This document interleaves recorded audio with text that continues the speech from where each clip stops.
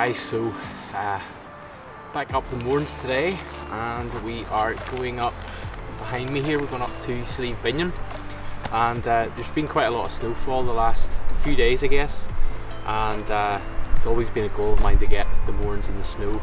Not probably as much as I'd hoped for, although I reckon probably up on the peaks, hopefully up around the summit towers of Binion, there'll be quite a lot of snow. So we're heading up for sunset, and yeah, we'll see how we get on.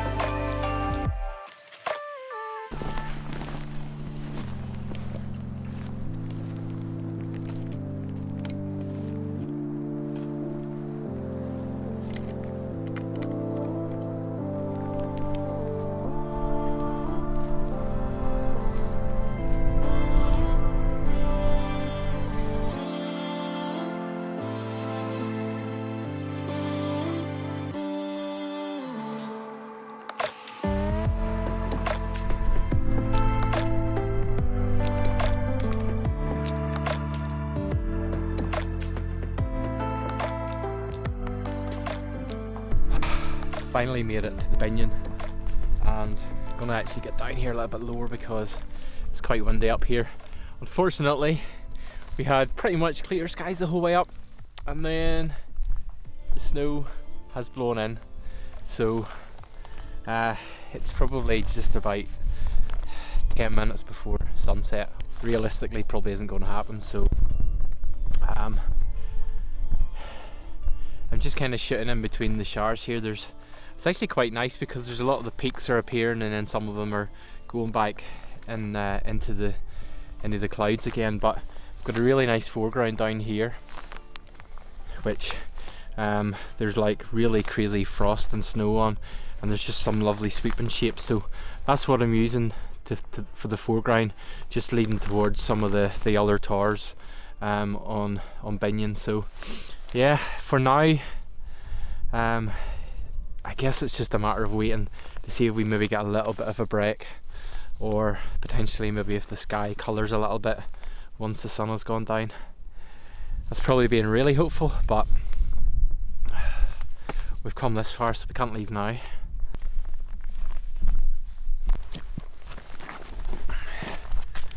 Okay, so what I thought I would do, or what my plan was today, was actually to give you a few tips on shooting snow images, because that's the whole point of being up here. I'm going to do this kind of really fast. Okay, so tip number one, always expose your histogram to the right. If you're shooting in like an AV mode or something like that, and you point your camera at a scene, because it's going to be filled with snow, the camera's going to tend to want to underexpose it a little bit. Now if you shoot manual, you've got complete control of the camera, so that's not going to be as much of an issue, but because there's so much white here, you want to make sure that you push the histogram as far as you can so that the snow is actually coming out white and isn't going to be coming out grey. But the one thing to remember is don't blow your highlights. So push it, but don't push it too far, because the last thing you want to do is get back home and you see all this lovely, you get the images into Lightroom, and then all the lovely detail that you thought you'd captured in the snow has just gone, and there's nothing there. Push to the right, but make sure that your highlights aren't getting blown. Okay, tip number two, when you're shooting the big vistas, it's okay to shoot it when everything's clear, and obviously you're up here. My aim was to shoot a few big panels of all the peaks and lovely sky and colours and stuff over the top of it.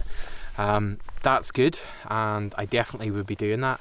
One other tip though, to keep shooting when the snow is blowing through, because you're going to get a more moody and a bit more dramatic shot.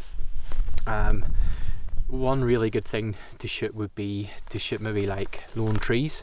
So I was actually out yesterday up near Slemish and found a few trees, and I actually sat in the car and waited until a snow shower blew through, because what it did was it hid all the rest of the mess, and shooting at something like 2.8 or f4, I was able just to isolate the tree and just get everything else kind of the snow blowing through, and it was quite minimal but still quite a nice shot at the same time. So don't always wait and shoot the big vistas and with the clear skies.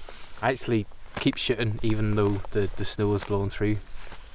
And tip number 3 is, if you can, maybe use a person in an image and add a sense of scale. Now, I'm not talking about a Instagram selfie pose or a power pose or something like that, but it's just, even if it's someone maybe walking through a path in the snow. So up here, I may actually try it with David, where he's wearing a red coat, so we might get him just kind of walking along the path and the snow's coming in, so it's going to really isolate him. And I guess what you're trying to do is tell a story. So yeah, that's another option for you to try as well.